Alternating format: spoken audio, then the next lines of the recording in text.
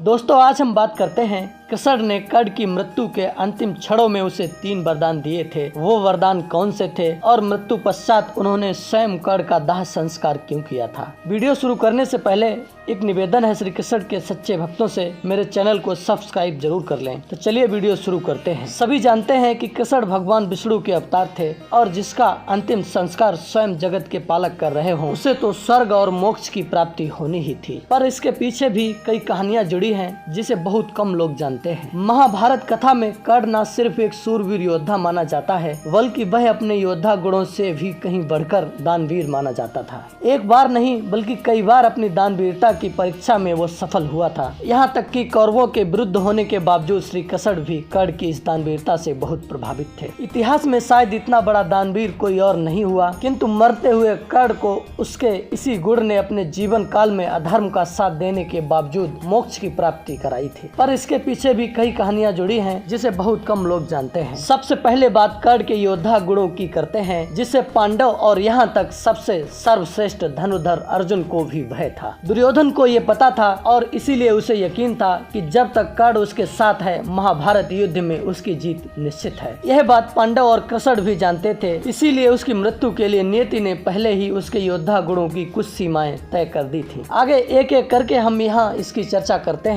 कृष्ण को यह बात पता थी कर्ण एक असाधारण योद्धा है और अर्जुन कितना भी बड़ा धनुर्धर हो, लेकिन कर्ण के सामने उसकी हार हो ही सकती है। इसकी भी कई वजह थी, जिनमें एक कर्ण के पास सूर्य का दिया हुआ वह कवच कुंडल था, जिसके रहते हुए उसे कोई भी अस्त्र शस्त्र नुकसान नहीं पहुंचा सकता था। इसलिए उसे मारना अर्जुन के लिए भी नामुमकिन था। धर्म के इस युद्ध में पांडवों का साथ दे रहे कृष्ण ने इस परेशानी से पांडवों को निकालने का जिम्मा देवराज इंद्र को दिया था। इंद्र को ज्ञात था कि कर्ण बहुत बड़ा दानवीर है और अपनी मृत्यु की कीमत पर भी उसे अगर कुछ देना पड़े तो वह जरूर देगा। इसका लाभ उठाते हुए इंद्र ने भिखारी बनकर उससे उसके कवच और कुंडल मांगने की योजना बनाई। सूर्य को इसका पता चल गया और अपने पुत्र की रक्षा के लिए उन्होंने उसे इंद्र की ये योजना बताते हुए कवच कुंडल किसी भी हाल में न देने की सलाह दी। किंतु दानवीर कर्ण ने सब कुछ पता होते हुए भी अपने दान धर्म की रक्षा हेतु भिक्षुक रूप में आए इंद्र को अपना रक्षा कवच दे दिया। कर्ण की दानवीरता से प्रभावित इंद्र ने उसे अपना इंद्रास्त्र दे दिया, जो किसी को भी लगे तो उसकी मृत्यु निश्चित थी। हालांकि इसमें एक शर्त थी कि इसे केवल वह एक बार ही प्रयोग कर सकता था।